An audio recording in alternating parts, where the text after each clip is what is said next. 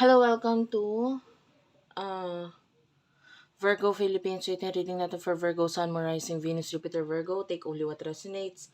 Bali, hindi ito mag-resonate sa lahat. Unfortunately, hindi ko makuha lahat ng energy ng Virgo sa mundo.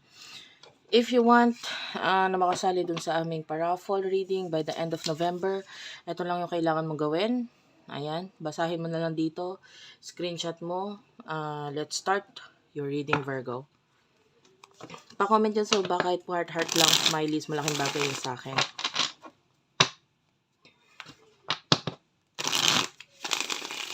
What do we have here for the sign of Virgo?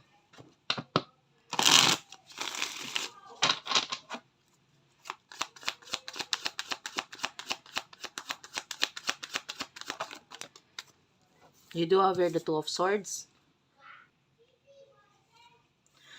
Followed by the Ten of Cups. Nakakita tayo ng mga desisyon na ginagawa ngayon pagdating sa iyong family, pagdating sa iyong home. Hindi ko na ipapakita itong bottom of the deck kasi ayaw ni YouTube ng ganitong mga images which is mawalang damit. No, hindi natin maiwasan yan. Mostly ng tarot deck ay may ganun. Anyway,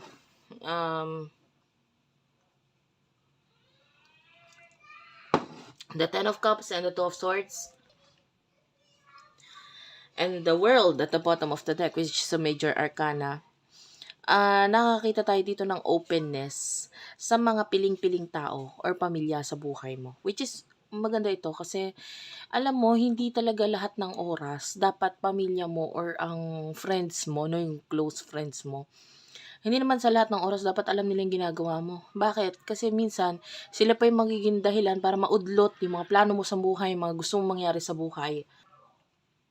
Dahil sa mga opinion nila sa'yo, no? Sabihin na natin yung opinion is kasi may kahalo naman yun na pag-aalala or concern.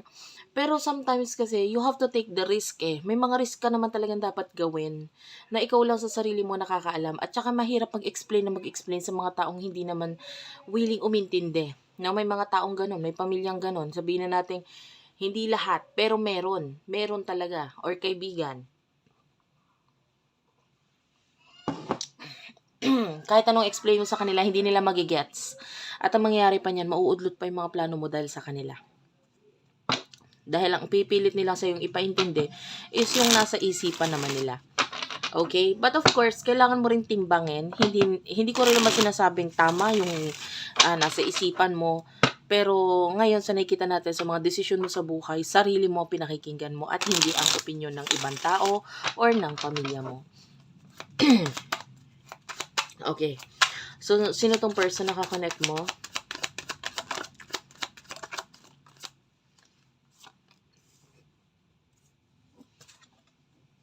The Eight of Cups and the Ace of Swords. Pasensya na kayo guys, inom lang ako na inom ng tsa. Medyo makati kasi yung throat ko ngayon. You do have this could be a new person in the future.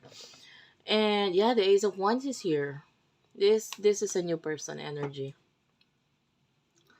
Lalo na with the Ace of Swords, Ace of Wands, tapos Eight of Cups. This is a future energy. So, maaaring wala pa itong taong ito sa buhay mo, paparating pa lang. Alam mo, napaka-rare ko na makapag-reading ng new person energy, mostly laging past. Kasi majority sa inyo ay past ang kakonek or majority sa inyo gustong malaman yung mga bagay na may kinalaman sa past. So, yun yung mostly ko nakukuha. So, ito, bago ito. So, yung iba sa inyo, pwedeng naka-get over ka na sa past. Or, focusing ka na sa new beginnings, ganon. Or yung iba sa inyo, wala ka naman nakakonect talaga. So, ang kakonect mo is sa future na lang.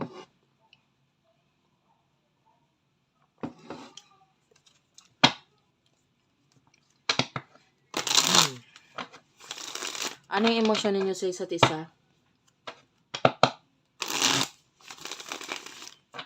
Itong person na ito.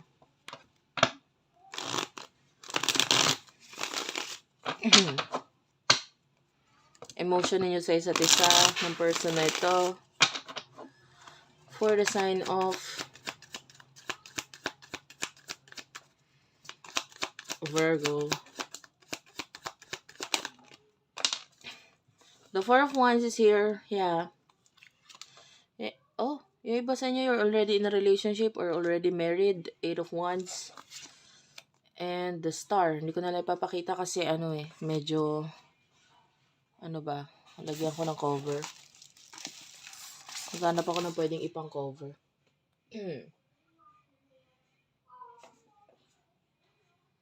Ito na lang, may piso dito. Kailangan na natin coveran. Ayan. So, nakita tayo dito with the Star ng, meron pa pala. King of Swords. Okay.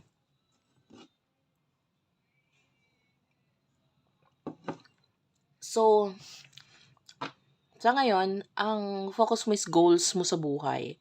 If you are already pamilyado or married, yan.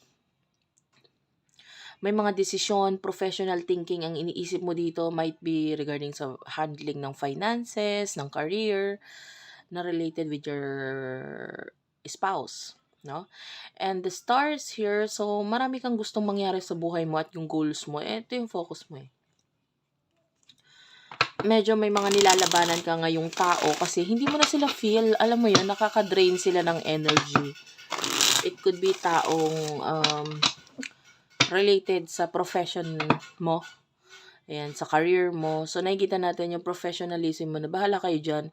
Basta kung ano yung tingin kong tama, yun ang gagawin ko. Punta tayo sa person na kakonect mo. Messages from this person. Messages from this person.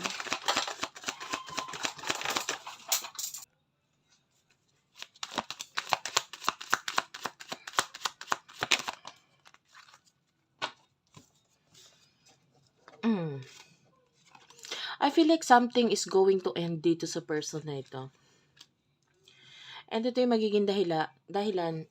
Yung, alam mo yung feeling na parang matagal niyang pinigil or tinago. So, this could be a person na parang pinigilan niya yung sarili niya ng maraming taon or ilang buwan. I cannot tell honestly. Tapos, I feel like itong person na is getting out from that situation kasi hindi niya na kayang tiisin pa. Ganun. It could be another relationship, connection, na parang hindi naman ito yung gusto ko. Parang, alam mo yung feeling na ganun?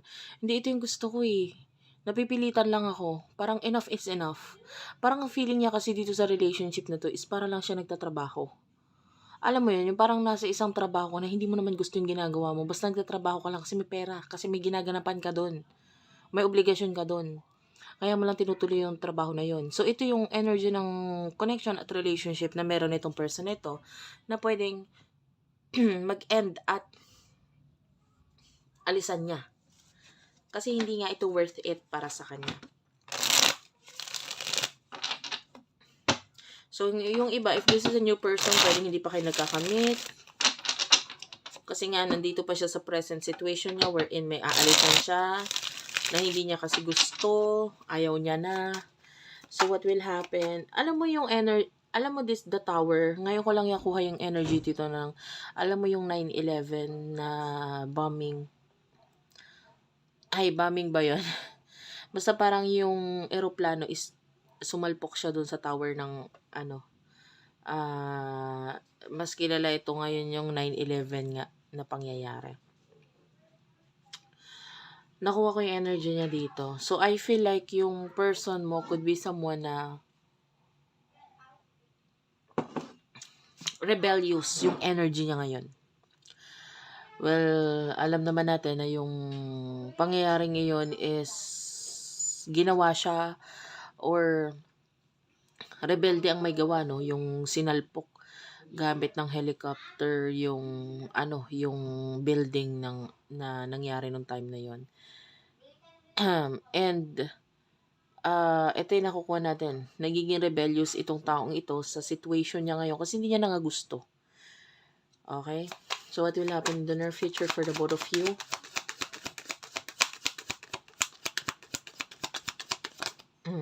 You do have the Knight of Wands, the Queen of Swords, the Moon, King of Pentacles, the Page of Cups, Kuhanin natin yung iba pang card.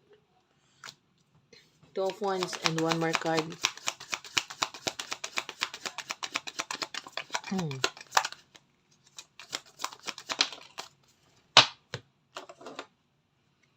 Temperance. Okay. So, in the near future, I feel like you will become more realistic. Alam mo yan, hindi ako magtataka yung iba sa inyo hindi na masyadong magnonood ng mga tarot readings or what, kasi magiging realistic ka na eh. And yung iba sa inyo, hindi mo na kailangan ng guide kasi alam mo na gagawin mo sa sarili mo. 'Di ba? Yung iba kaya lang naman nandito kasi kailangan ng guide, clarity, ganto ganyan. Pero time will come, you will know what to do with your life, and of course, hindi mo na rin kakailanganin ng guide ko, which is okay lang naman. Nandito lang naman ako pag kailangan talaga ng guide ng tao, no? And with the moon, nandun yung magiging mas realistic ka with regards sa mga nangyayari sa paligid mo. And King of Pentacles, I still see you focusing on your career, yung reputasyon mo. With the Knight of Wands, yung iba sa inyo, pwede may mga gagawin regarding sa pagta-travel or what. The Page of Cups, this is your person.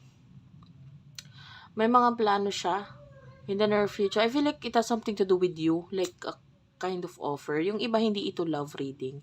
Could be someone na may offer sa'yo kasi aalisan niya tong bagay na to. And then, magkakaroon siya ng panakanakang pagpaparamdam sa'yo ng kung ano yung mga plano niya. And I feel like it has something to do with you. Pakikipag-connect, pakikipag-partnership with you. And the Temperance is here. Matagal niya na itong pinag-iisipan, pero hindi niya pa may sa katuparan na magawa ito sa ngayon dahil nga doon sa mga pangyayaring ito in the past sa buhay niya. So, thank you for watching. I love you all and bye-bye.